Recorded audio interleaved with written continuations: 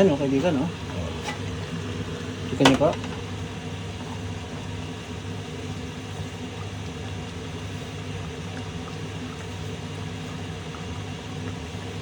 Ano pa natin itong kunting ano po? Yan. Nakaregulo niya. Yan. Yan, kita niyo po? Ganda, oh. Pinakagulay na rin po yan. Kasi kung konting gulay natin, kaya lagyan natin ng ganyan. Ganitong gulay na yung ginawa ko, sir.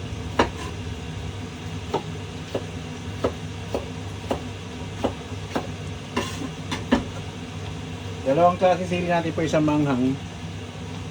Saka ito, hindi manghang. Simple.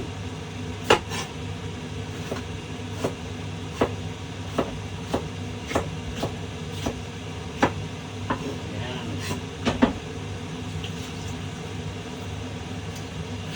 Yan po. Yan po.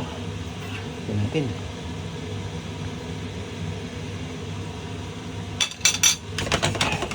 Yan na.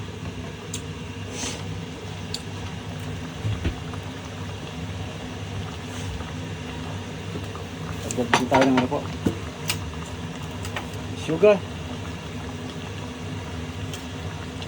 Sugar po yan, ha? Sugar. Maraming sugar po. Ganun po, konting oregano kung gusto nyo.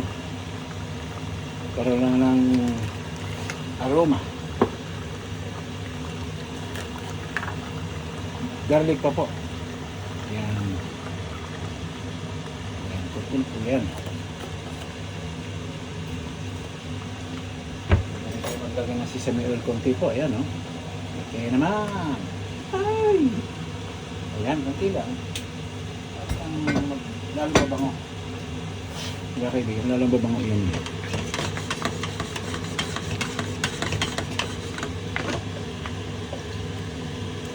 Ayan. Kaibigan, ang ganda, oh.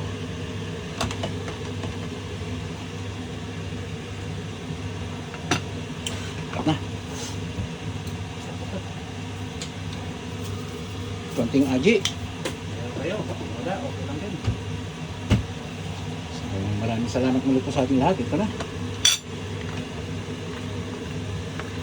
Ang ating Bicol Express. Na-rib sa kaputya po ito. Masarap, masarap. Isa lang gata ginamit ko po. Kasi minsan gusto ko yung hindi masyadong naglalasang gata ba. Naglalasang tama lang. Di ba, kaibigan? So ito na po, tingnan nyo. Ang ganda ako, kaibigan, no? Maraming salamat muli po. Ito natin, kaibigan, ha?